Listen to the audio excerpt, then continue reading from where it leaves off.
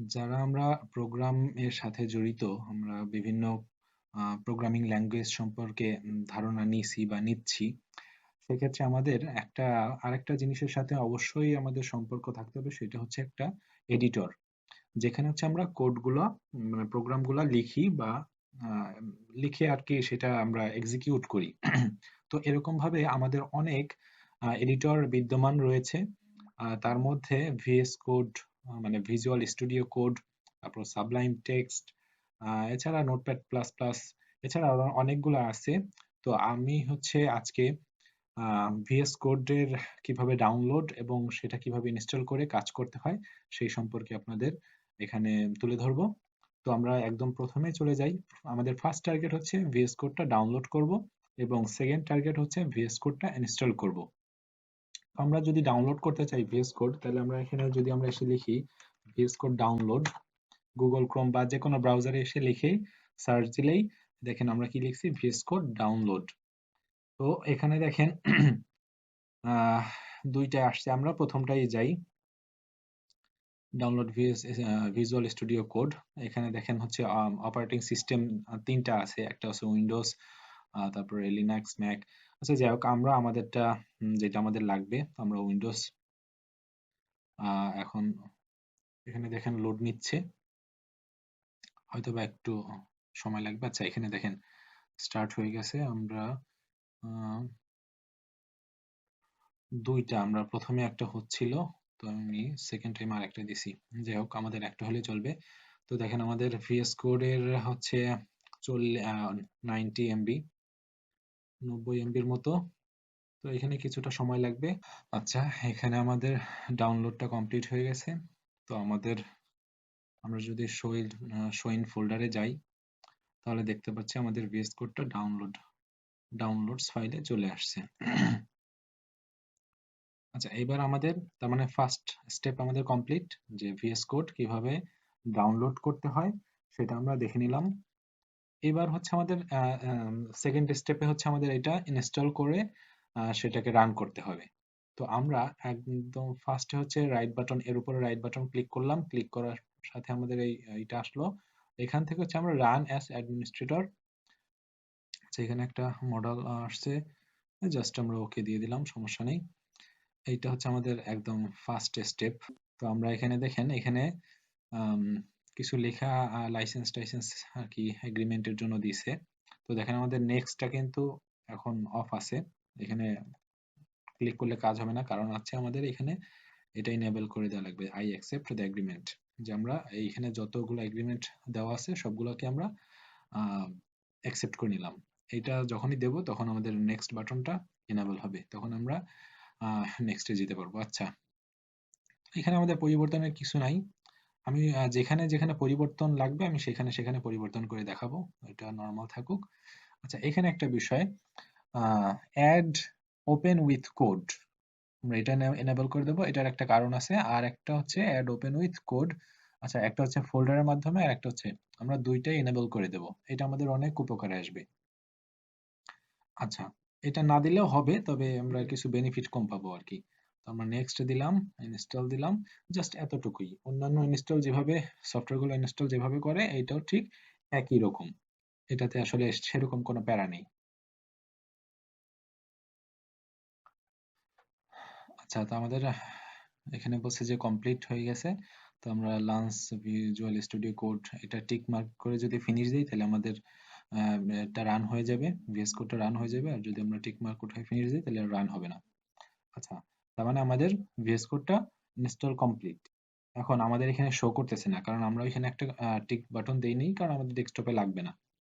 আমরা এটা কোথায় পাবো? আমরা এখানে স্টার্ট মেনুতে গেলে আমাদের এর নিচে হচ্ছে ভিএস কোডটা পাবো, অথবা আমরা এখানে যে এসে দেখে যদি সার্চ দিই ভিএস কোড, তাহলে আমরা এটা ভিএস কোড, এই যে ভিজুয়াল স্টুডিও কোড, তাহলে আমরা এখানে পেয়ে যাব। তো আমরা প্রথমে এটাকে আমাদের স্টার্ট মেনুতে, আহ আচ্ছা, এটা পিন করাই আছে হয়তোবা।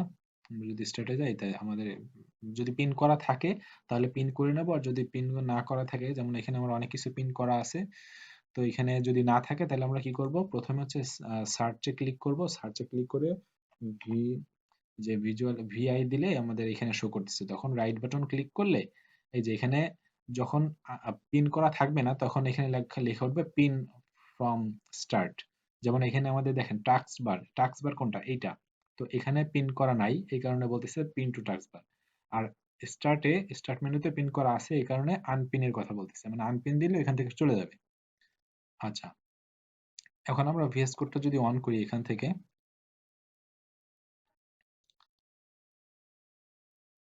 আচ্ছা আমাদের ভিএস কোডের ইন্টারফেসটা চলে আসছে। তো এখানে হচ্ছে আমাদের কোড গুলো করব আমরা। তো দেখেন এখানে 4টা অপশন আছে, আমরা 4টাই অন করে দেই। এই যে open editors, no folder opened, না 4টা অপশন আছে আর কি।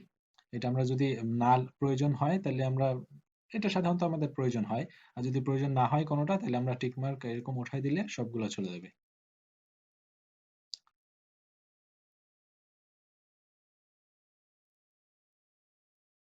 আচ্ছা, এইটা হচ্ছে একটা।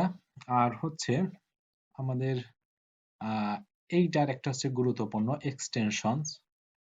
তো এটা আমি হচ্ছে এক একটা যখন যেটা প্রয়োজন হবে তখন আমরা সেইগুলা দেখব। তো আপাতত হচ্ছে এটাই আমাদের ভিএস কোড। এখন এখানে আমরা প্রোগ্রাম কিভাবে করব সেটা আমরা একটু দেখি। আমরা যদি মনে করেন যে আমরা নর্মাল এইচটিএমএল সিএসএস শিখতেছি, ওয়েবে যেহেতু আমরা যদি আমরা ওয়েবে কাজ করি তাহলে এটা হচ্ছে একদম প্রথম নর্মাল এইচটিএমএল সিএসএস লাগবেই, এইচটিএমএল সিএসএস জাভাস্ক্রিপ্ট। যাই হোক, আমরা একটা মনে করলাম যে প্রজেক্ট নাম দিলাম। এখন দেখেন আমরা এখানে একটা প্রজেক্ট, একটা ফোল্ডার, আমরা ফোল্ডার নাম দিলাম। আমরা যদি রাইট বাটন ক্লিক করি, দেখেন আমরা যদি এখানে রাইট বাটন ক্লিক করি তাহলে দেখবেন এই যে ওপেন উইথ কোড, এই জিনিসটা কিন্তু ওই যে টিক মার্ক না দেওয়া থাকলে এই জিনিসটা শো করবে না। যাদের টিক মার্ক দেওয়া নাই, আমি ইনস্টল করার সময় যে দুইটা টিক দিছিলাম, এই একটা আর হচ্ছে এই যে ফোল্ডারের উপরে এই একটা, দুইটা কিন্তু ভিন্ন জিনিস। এই ফোল্ডারের উপরে দেওয়া মানে হচ্ছে ফোল্ডার সংক্রান্ত সব, ফোল্ডারের ভেতরে যা আছে সব ভিএস কোডের মাধ্যমে অন হবে। আর যদি কোনো একটা ফাইলের মধ্যে দেই তাহলে শুধু ফাইলটাই অন হবে। আচ্ছা, আমরা ফোল্ডারের উপরে যদি রাইট বাটন ক্লিক করি, তারপরে যদি ওপেন উইথ কোড দেই, তাহলে দেখবেন আমাদের প্রজেক্ট নামের ফোল্ডারটা ওপেন হবে। এটা একটা ওয়ার্ক প্লেস হিসেবে দেখেন এই যে প্রজেক্ট লেখা উঠছে। এবার আমি যদি এইখানে দেখেন এই যে এটা হচ্ছে নিউ ফোল্ডার, এটা হচ্ছে নিউ ফাইল। আমরা যদি একটা ফাইল ওপেন করি, মানে ক্রিয়েট করি, আমরা ইনডেক্স ডট এইচটিএমএল নাম দিলাম, তাহলে দেখেন আমার প্রজেক্টের ভেতরে একটা ইনডেক্স ডট এইচটিএমএল তৈরি হয়েছে। আমরা কিন্তু কোড আর মানে এডিটরের মাধ্যমে এই কাজগুলো করতেছি। এই কাজগুলো চাইলে কি আমরা এই ভেতরে যে ইউজার ইন্টারফেস দিয়ে করতে পারতাম, যে এখানে আসতাম, প্রজেক্টের ভেতরে ঢুকতাম, ঢোকার পর রাইট বাটন ক্লিক করে ফাইলের ভিতরে যে নিউ ফাইল মানে এডিটর দিয়ে ইনডেক্স টু ডট, এখানে দেখেন এক্সটেনশন কি নরমাল টিএক্সটি ছিল, তো আমরা এখানে দেবো এইচটিএমএল।